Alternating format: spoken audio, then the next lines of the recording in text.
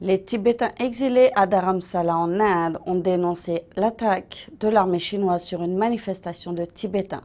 La semaine dernière, dans la province du Sichuan, des Tibétains manifestaient contre le contrôle du régime communiste sur le Tibet lorsque les forces armées chinoises ont ouvert le feu, faisant au moins un mort et une quarantaine de blessés. Mardi dernier, les Tibétains en exil à Dharamsala ont dénoncé l'attaque des troupes chinoises sur une manifestation de Tibétains, durant laquelle un manifestant a été tué et 36 autres blessés. Selon nos informations, une personne du nom de Yonten, âgée de 49 ans, a été tuée. Ce matin, nous avons appris que 36 autres personnes ont été blessées.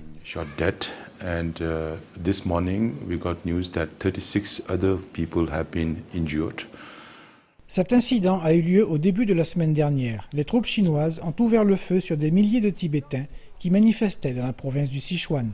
Les Tibétains protestaient contre l'arrestation de personnes qui distribuaient des tracts portant l'inscription « Le Tibet doit être libre ».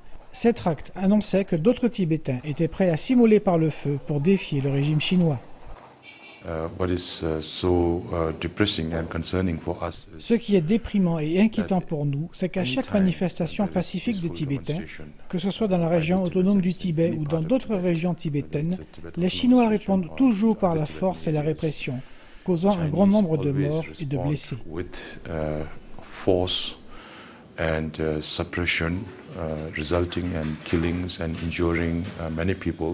Les forces de sécurité chinoises sont sur les nerfs depuis que 16 Tibétains se sont immolés au cours de l'an dernier, en réponse au contrôle croissant exercé par Pékin sur les questions religieuses tibétaines.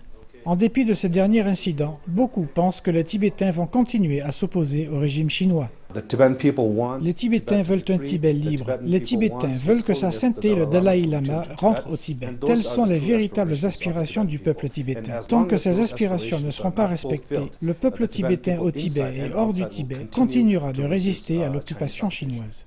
Le ministère chinois des Affaires étrangères a qualifié les auto-immolations de terroristes et a rejeté la responsabilité sur le Dalai Lama, qu'il considère comme favorable à un séparatisme violent. La Chine contrôle ce qu'elle appelle la région autonome du Tibet depuis l'invasion des troupes communistes en 1950. Environ 80 000 Tibétains sont arrivés en Inde avec le Dalai Lama après un soulèvement contre le régime communiste en 1959. Ce nombre n'a fait qu'augmenter avec les années.